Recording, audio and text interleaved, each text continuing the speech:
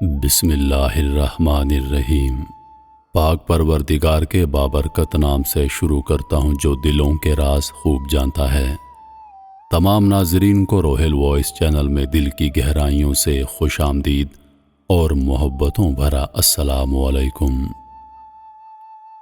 جو شخص اللہ کے بندوں کے لیے خیر کا باعث بنتا ہے، اللہ تعالیٰ اس کی نسلوں میں خیر منتقل فرما دیتا ہے۔ ناظرین، بڑھتے ہیں آج کی کہانی کی جانب، جس کا عنوان ہے چغل خور اور کسان۔ کسی گاؤں میں ایک چغل خور رہا کرتا تھا۔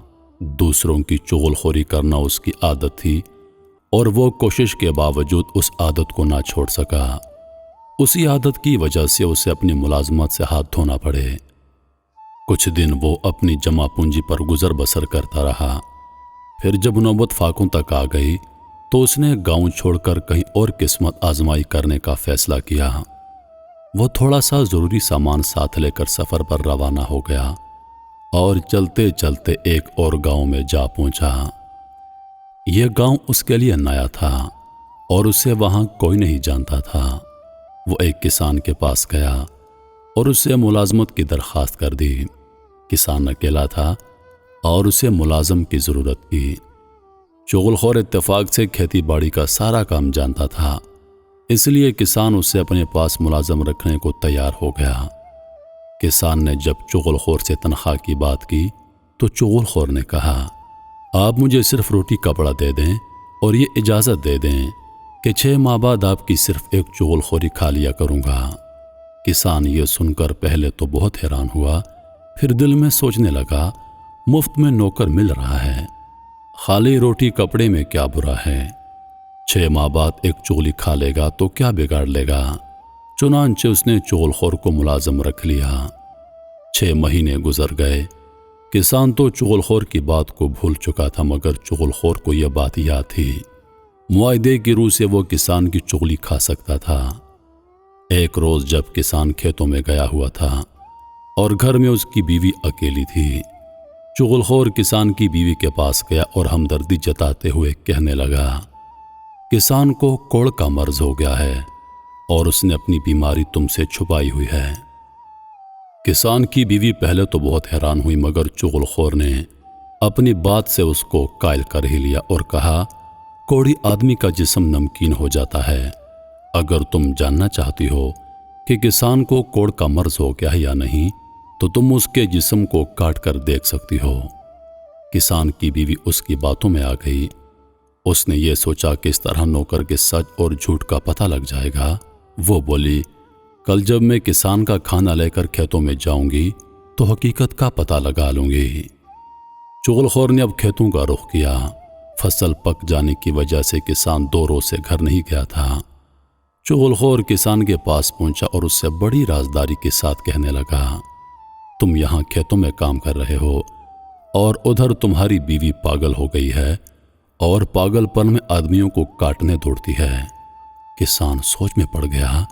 چغل خور نے کہا، اگر تمہیں میری بات کا یقین نہیں آ رہا تو کل جب وہ کھانا لے کر آئے گی تو خود دیکھ لینا۔ کسان کو اپنی بات پر قائل کر کے چغل خور کسان کے سالوں کے پاس گیا اور ان سے کہنے لگا، تمہارا بہنوئی تمہاری بہن کو مار مار کر اس کا برا حال کر دیتا ہے اور تم ہو کہ اپنی بہن کی خبر تک نہیں رکھتے۔ کسان کے سالوں نے جب اس کی بات کا یقین نہیں کیا تو چغل خور کہنے لگا، اگر تم یہ سمجھتے ہو کہ میں جھوٹ بول رہا ہوں تو کل دوپہر کو جب تمہاری بہن کھانا لے کر کھیتوں میں جائے گی اس وقت تم خود دیکھ لینا کہ کسان تمہاری بہن کو کس طرح مارتا ہے۔ کسان کے سالے چغل خور کی باتوں میں آ گئے اور کہنے لگے، اچھا کل ہم کھیت میں چھپ کر سب کچھ اپنی آنکھوں سے دیکھ لیں گے۔ چغل خور ان سے رخصت ہو کر کسان کے بھائیوں کے پاس گیا اور ان سے کہنے لگا، تمہارے بھائی کے سالے ہر چوتھے روز آ کر اسے مارتے پیٹتے ہیں اور تم ہو کہاں؟ اپنے بھائی کی مدد کو کیوں نہیں آتے؟ انہوں نے چغل خور کی بات پر شک کیا تو وہ کہنے لگا، اگر تمہیں میری بات کا یقین نہیں آ رہا تو کل دوپہر کو کھیتوں میں آ کر اپنی آنکھوں سے دیکھ لینا کہ کسان کے سالے اسے کیسے مارتے ہیں۔ اب کیا تھا میرے پیارے بھائیوں، کسان کے بھائی بھی اس کی باتوں میں آ گئے اور بولے، हम भी देखते हैं वो हमारे भाई को कैसे हाथ लगाते हैं। चुगलखोर उन सब से ये बातें करके वापस आ गया और अपने कामकाज में इस तरह मसरूफ हो गया कि किसी को पता ही नहीं चला कि वो गया कहाँ था और कहाँ से आया है। अगले रोज किसान की बीवी खाना लेकर खेतों में आ गई। किसान उसके करीब होने से डर रहा था और वो किसान के करीब होने की कोशिश कर रही थी ताकि उसके जिस्म को काट कर देख सके कि नमकीन है या नहीं। जो ही वो सालन और रोटी जमीन पर रख कर बैठी, किसान जल्दी से पीछे हट गया। ये देखकर किसान की बीवी रोटियों के करीब हो गई।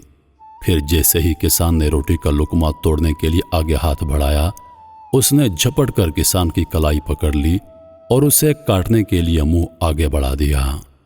किसान उछलकर दूर हट गया।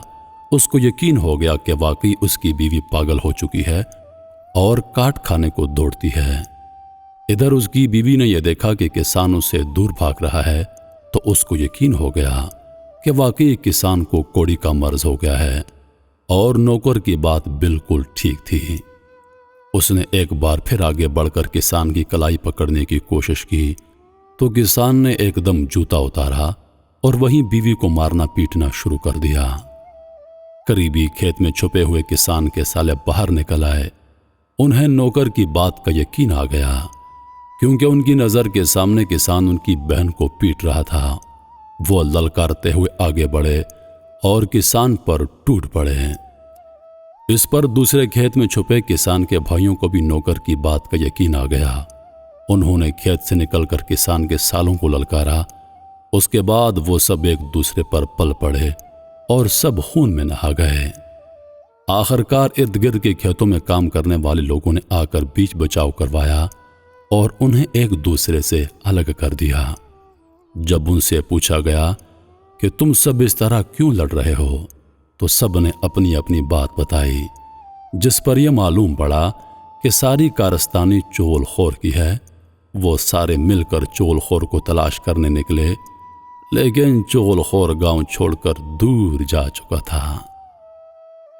मेरे मोहतरम अजीज दोस्तों, चुगलखोरी वो फैल है जो नस्लें उजाड़ देता है, जो खानदान तबाह कर देता है, जो रिश्ते उजाड़ देता है, जो दोस्ती को दुश्मनी में तब्दील कर देता है।